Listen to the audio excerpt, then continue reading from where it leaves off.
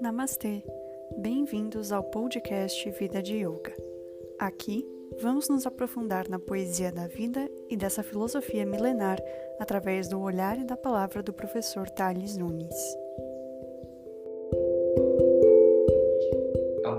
O Yoga Nidra é muito mais do que isso. Mas a gente vai colocar aqui como, basicamente, o Yoga Nidra é um momento, certo? No qual a gente, da prática de yoga, que a gente experiencia com mais profundidade o que a gente chama de pratyahara, controle do alimento. E por onde entra esse alimento no nosso corpo? Pelos sentidos, certo? Pele, paladar, olfato, visão, certo?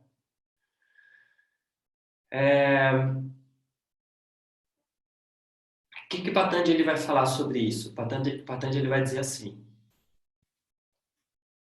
quando esses sentidos, essas portas do sentido fecham,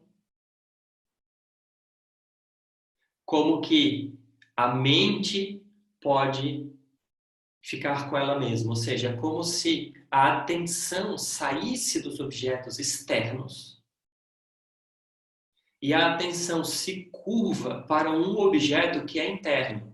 Não é um objeto palpável e nem também é interno, porque a mente não está dentro do corpo, mas a gente chama assim, então ele vai dizer interno.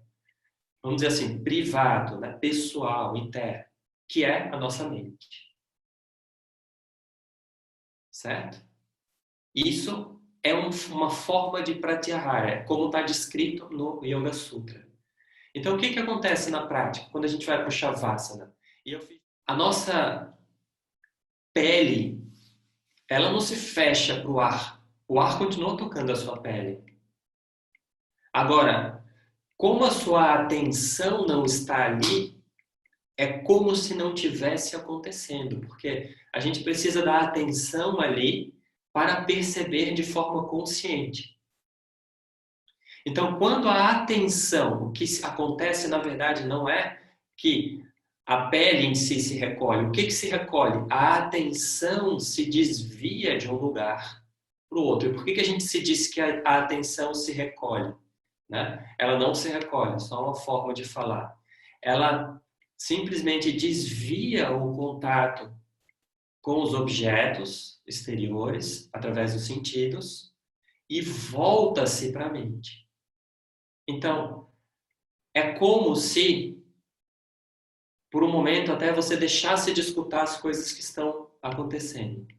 É como se, por um momento, você nem percebesse mais o contato da sua pele com o chão.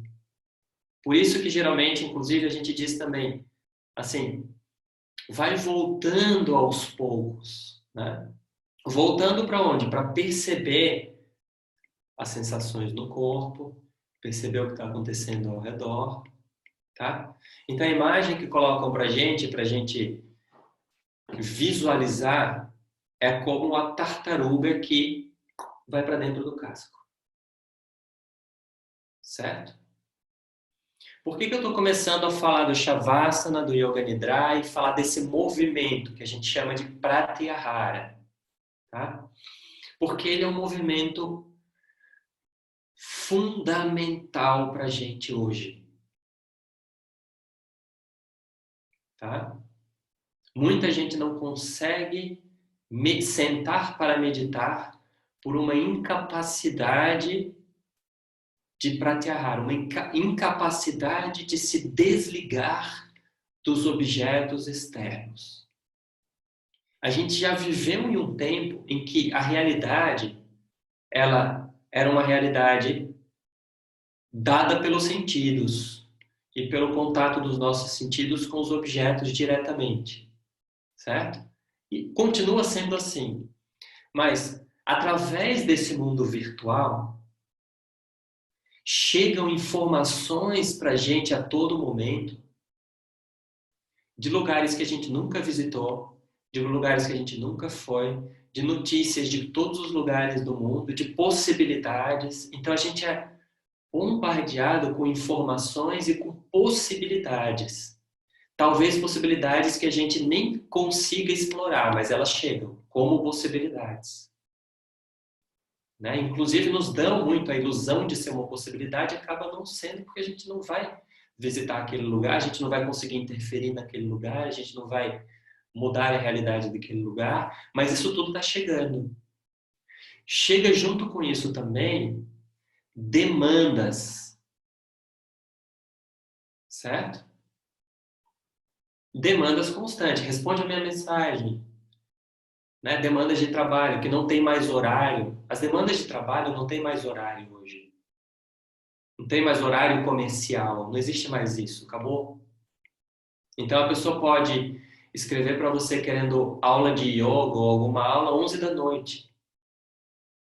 Ou a pessoa te escrever às 2 da tarde, você não respondeu às 6 da tarde, a pessoa está te cobrando. Já responde a minha mensagem. Né? Isso acontece bastante com pessoas que procuram um curso. Escreve no Instagram às 2 da tarde, quando dá 6 da tarde, você não me respondeu, eu queria saber a informação do curso. Quando há pouco tempo atrás você enviava um e-mail e você esperava que ali o prazo, uns 2 dias para a pessoa responder. Estava tudo bem. Então, por que eu estou falando isso? Porque o primeiro passo para você sentar para meditar, hoje, em outros momentos já foi isso também, mas eram outras questões. Hoje eu preciso me isolar do resto.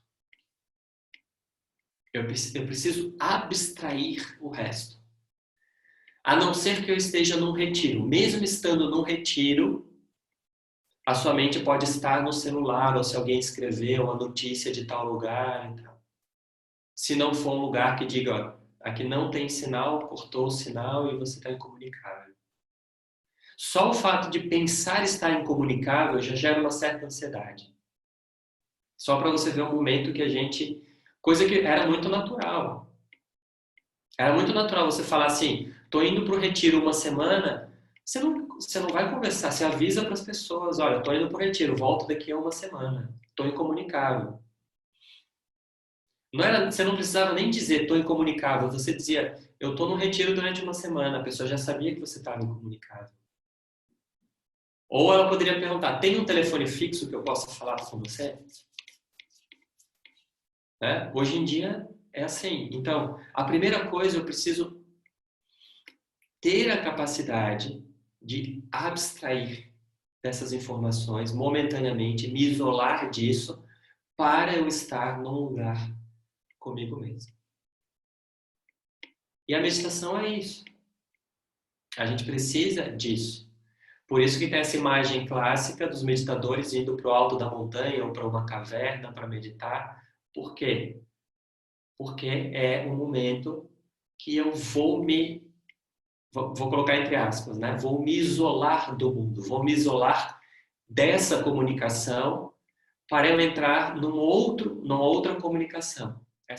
Então, o primeiro movimento para isso é Pratyahara. E o Pratyahara é algo que a gente acaba aprendendo no Shavasana. É a porta de entrada, né?